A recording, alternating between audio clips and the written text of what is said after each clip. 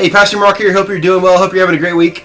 I was thinking back earlier this week, and I was remembering earlier in the summer, my wife and I went to the store, and for my youngest son's birthday, we got him an electric tricycle. All you have to do on this thing is push the button, and it goes up to 10 miles an hour. It's totally awesome. Really wish they'd had something like that when I was their age, but alas, they didn't, and so I'll just ride theirs and hopefully not break it. You know, I remember when we got my youngest son his tricycle. My middle son already had one, and my oldest son had one. It wasn't electric, but you had to pedal it. But I remember we went to the park, and the boys were going to try them out together for the very first time.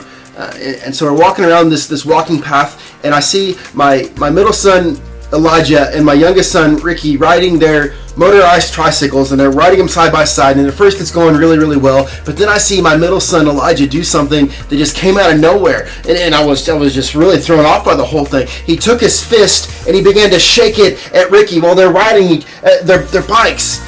And like he was super mad at Ricky about something. I don't know what it was because they were way ahead of my wife and I as we're walking behind.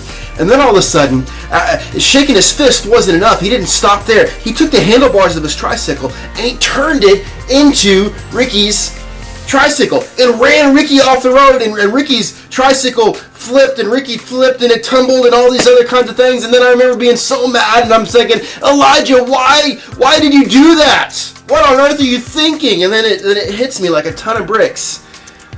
Man, he learned that from me. I've never actually driven someone off the road or rammed my car into theirs, but on more than one occasion, in the middle of a heated exchange on the road, I've shaken my fist at somebody. And I've called people jerks, and I've done things like that. And my son was picking up on those things, and that was so convicting to me because as a father, it's my responsibility to model for them a life that they can look at and be like. And it was through this process that God really began to show me something, that people will look at your kids and they'll get a pretty good impression of who you are based on how your kids act. And it went a little bit further on to help me understand that people get their impression of God based on how His children act. There are a lot of people out there who have nothing to do with God or want nothing to do with God because they've looked at Christians and they've seen how they acted.